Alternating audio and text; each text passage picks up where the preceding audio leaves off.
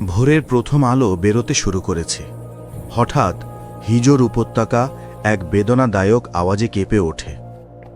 না বাতাস বয়, না কেউ কথা বলে। হঠাৎ একটি পাহাড়ি পাথর মাঝখান থেকে ফেটে যায়, ধুলো ওড়ে, আলো বের হয়, আর ভেতর থেকে এক বিশাল উটনি বেরিয়ে আসে।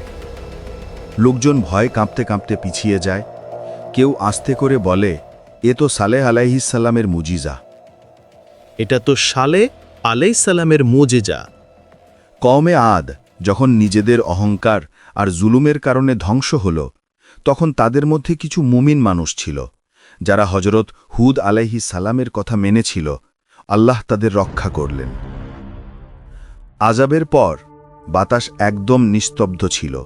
উপত্যকায় শুধু ভাঙ্গা বাড়ি আর বাতাসে আযাবের ধোঁয়া।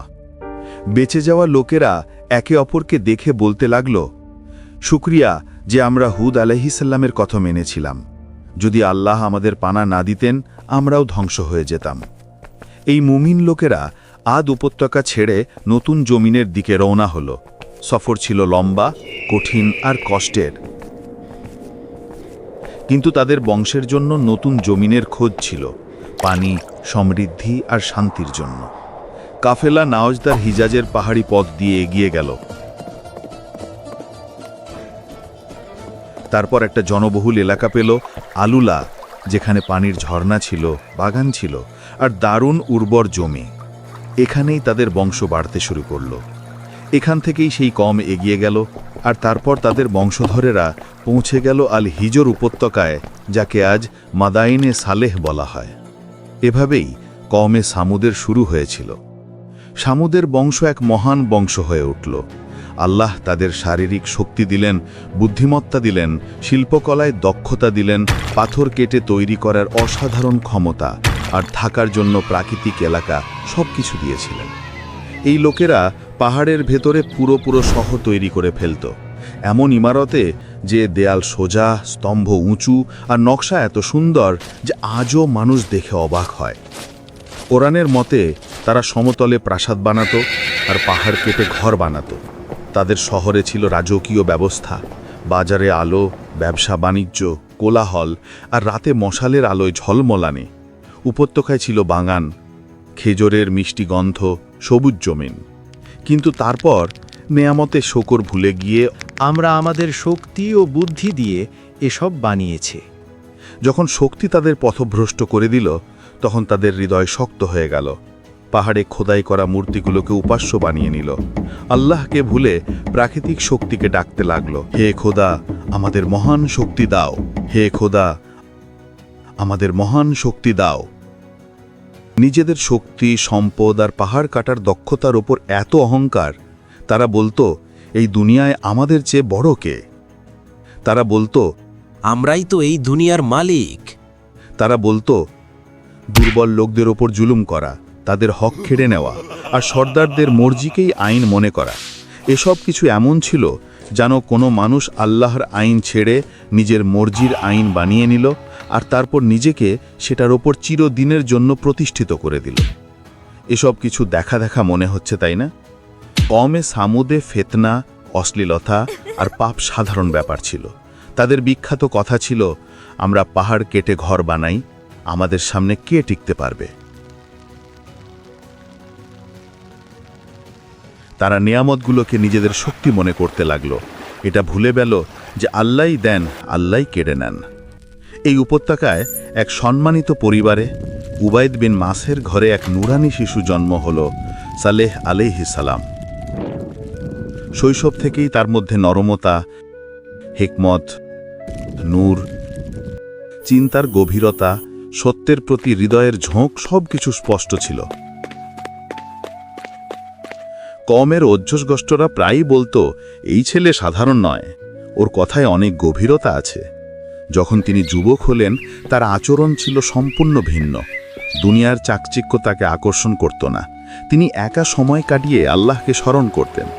তারপর একদিন রাতে আল্লাহ তাকে নবুয়ত দান করলেন। সালেহ আলাইহিস সালাম নিজের এলাকায় গেলেন আর লোকজনকে বললেন, শুধু আল্লাহর ইবাদত করো, তার ছাড়া তোমাদের কোনো উপাস্য নেই। কওমের সর্দারেরা হেসে দিল। তারা বলল, গতকাল পর্যন্ত তুই আমাদের বুদ্ধিমান বন্ধু ছিলি, আজ আমাদের উপাস্যদের থেকে বারণ করছিস? আমরা তো তোকে ভালো মানুষ মনে করতাম, কিন্তু এখন তুই আমাদের সেই জিনিসগুলো থেকে বারণ করছিস যা আমাদের বাপদাদার যুগ থেকে চলে আসছে। সালেহ আলাইহিস সালাম মমতা দিয়ে বুঝালেন, এই উপত্যকা, এই ইমারত, এই প্রকৃতি সব আল্লাহর নেয়ামত, শুকর করো, শিরক করো না। কিন্তু কওমের জবাব ছিল, ভিত্তিহীন কথা বলো না।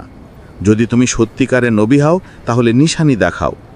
সর্দাররা বলল, এই পাহাড়ি পাথরের ভেতর থেকে একটা জীবন্ত উটনি বের করে দেখাও, তাহলে আমরা মানব। সালেহ আলাইহিস সালাম সেই লোকদের সাথে সেই পাহাড়ের কাছে গেলেন আর আল্লাহর কাছে দোয়া করলেন, হে রব, তুমি সাক্ষী আছো, তোমার নিশানি প্রকাশ করে দাও। তারপর এক মুহূর্তে উপত্যকার রং বদলে গেল, পাহাড় মাঝখান থেকে ফেটে গেল, আলোর ঢেউ সবাইকে চমকে দিল, আর তারপর একটা বিশাল উটনি পাথর থেকে বেরিয়ে এলো। সে সাধারণ উটনি ছিল না, কোরআনে একে নাকাতুল্লাহ, আল্লাহর উটনি এবং আয়াত একটি নিশানি বলা হয়েছে। তার আকার, তার মহিমা, কওমের চোখ প্রথমবার এমন কিছু দেখল, মুজিজা। কিন্তু মুজিজা এখানেই থামল না।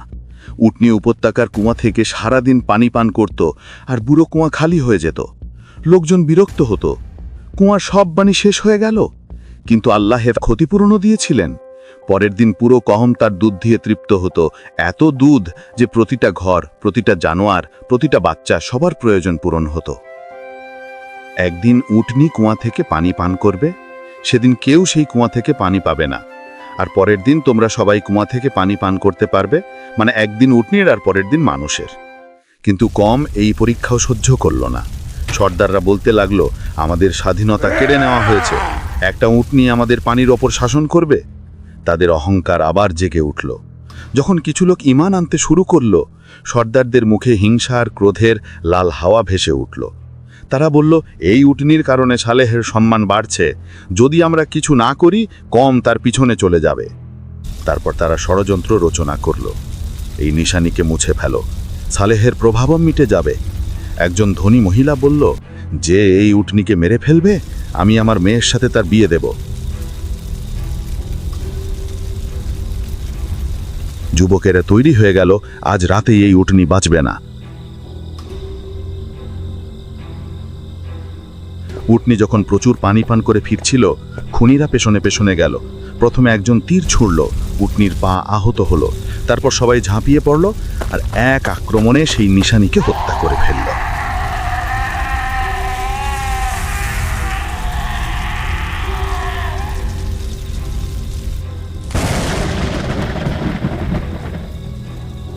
কওম চিৎকার করে উঠল, আমরা উটনিকে মেরে ফেলেছি, এখন সব পানি আমাদের। এটাই ছিল সেই অপরাধ যার ওপর আযাবের ওয়াদা ছিল। সালেহ আলাইহিস সালাম এলেন, তার মুখ ফ্যাকাশে, চোখে জল। কওম, তোমরা কি করে ফেললে? আল্লাহর নিশানিকে হত্যা করলে। এখন তোমাদের কাছে শুধু 3 দিন আছে, আযাব আসবে। আমরা তো কিছু দেখতে পাচ্ছি না। কিন্তু তারপর আযাবের কাউন্টডাউন শুরু হলো। প্রথম দিন মুখ হলুদ হয়ে গেল, দ্বিতীয় দিন মুখ লাল হয়ে গেল, বাতাস গরম, আকাশ লাল। তৃতীয় দিন মুখ কালো হয়ে গেল, উপত্যকায় মৃত্যুর গন্ধ, আর তারপর ফজরের আগেই আকাশ কেঁপে উঠল।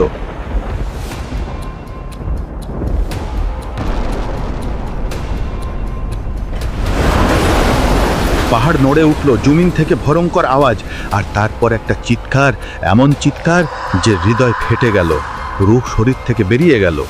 কওমের সব লোক নিজেদের ঘরে অপুর হয়ে পড়ে রইল। কোরআনে এসেছে, একটা চিৎকার তাদের পাকড়াও করল, কওমে সামুদ শেষ হয়ে গেল। সালেহ আলাইহিস সালাম উপত্যকার কিনারে দাঁড়িয়ে বললেন, আমি তোমাদের বুঝিয়েছিলাম, কিন্তু তোমরা উপদেশ পছন্দ করনি।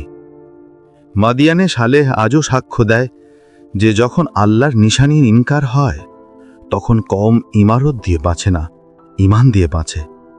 যদি তোমাদের এই কোরআনের গল্প পছন্দ হয় তাহলে ভিডিওতে লাইক দাও, কমেন্টে লেখো তোমরা পরের এপিসোডে কোন কওমের গল্প দেখতে চাও, আর চ্যানেল সাবস্ক্রাইব করতে ভুলো না।